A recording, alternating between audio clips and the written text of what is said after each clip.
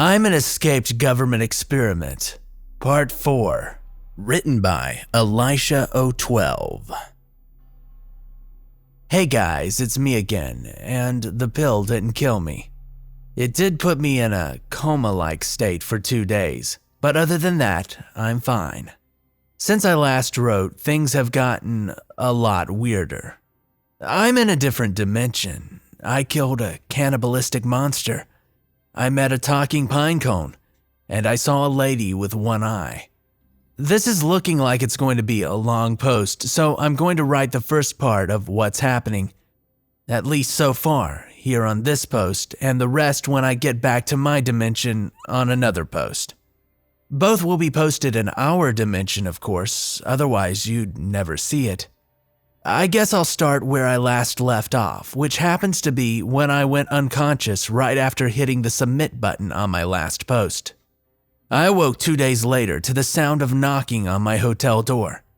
I drug myself up off the floor and staggered to answer the person on the other side of the door. I first looked through the peephole to see who was knocking. It was Stan, and he didn't look happy. "Open the door," Stan said in a very angry tone. I opened the door and came face to face with a very irritated Stan.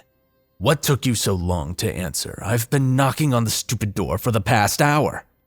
"I've been knocked out because of that pill you gave me," I replied.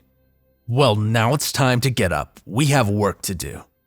"Give me a few minutes to take a shower and change my clothes." "You have 5 minutes," he said.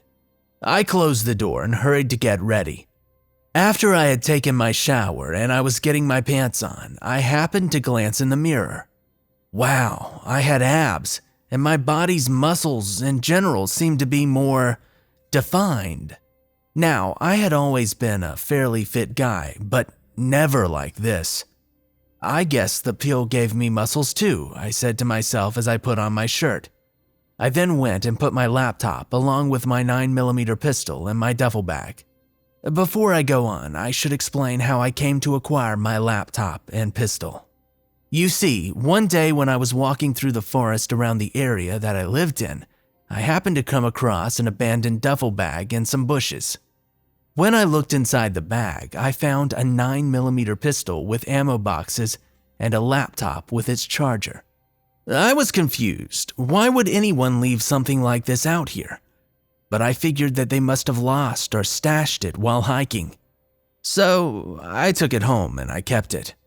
Of course, test subjects aren't allowed to own weapons or computers, but I figured I had scored, and plus it was my birthday that day.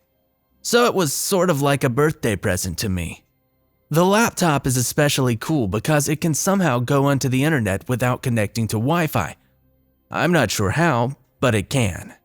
I'm guessing that whoever owned the laptop before must have been a government agent, because there's a ton of files on it that talk about some extremely crazy stuff like monsters and experiments that went wrong.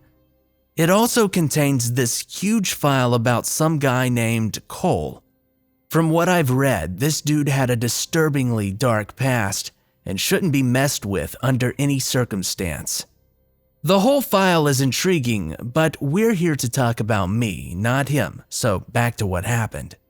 Once I had gotten what I needed, I opened the door to leave. Stan was still standing there, still very irritated. "You took 20 minutes, Stan said grumpily. "Give a guy a break," I said. "I've been out all night because of your stupid pill." "All night? You've been asleep for 2 days." "What? 2 days?" "Yes, 2 days, Stan said.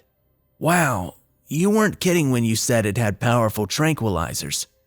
"Are you ready to go, or would you like to let your hair dry first?" Stan said testily. "I'm ready to go whenever you are," I said. "Okay, let's go." And with that, Stan turned around and headed down the concrete stairs to the hotel parking lot. I followed him while adjusting the strap on my duffel bag.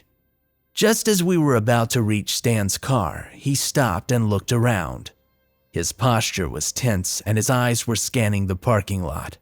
He was like a hawk watching for its prey. "Is everything all right, Stan?" I asked quietly. Yeah, everything's fine." Okay, then can we, go now?" "What did you do with the black box that I gave you?"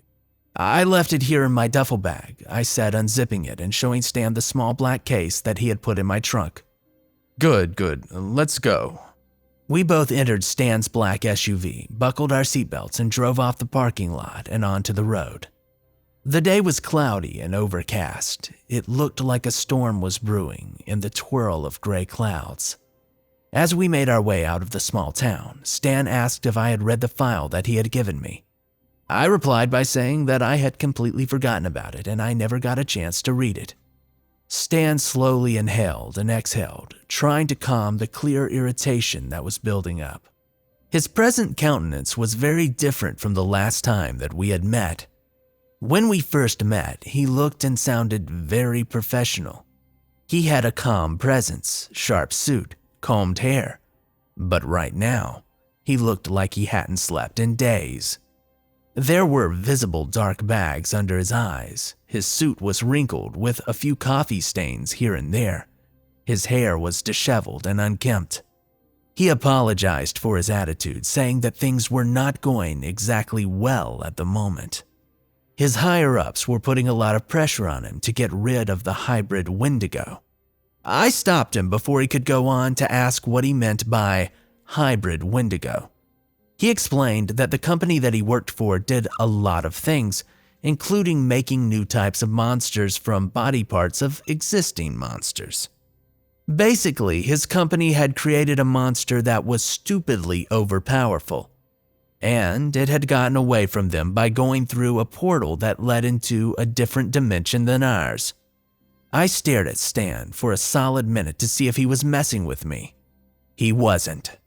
He told me that his company had harnessed the power of an ancient space stone gifted to them by the all-powerful Seekers, whoever that is, and they created a portal to the second reality.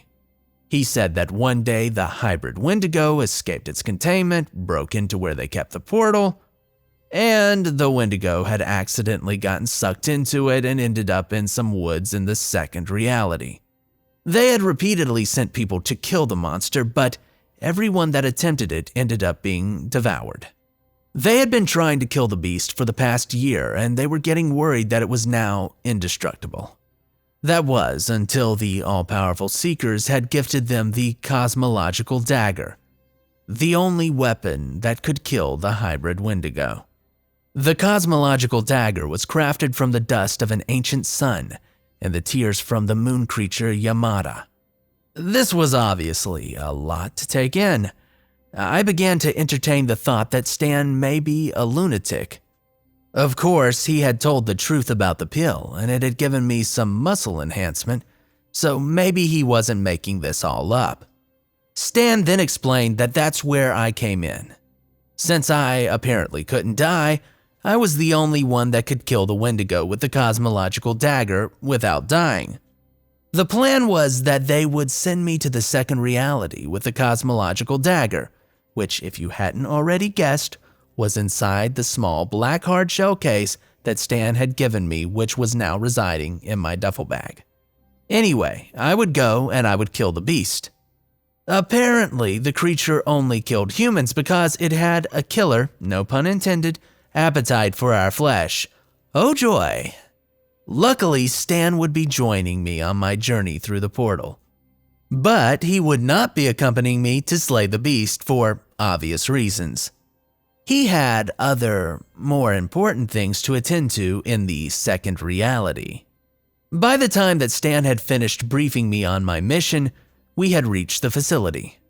I would love to describe the facility and all its glory, but I was strongly warned by Stan not to write anything about it, so yeah. Anyways, after many security clearances and lots of talking, we finally made it to the portal room. There was a large group of both men and women in white lab coats in the room. When we entered, they turned to greet us.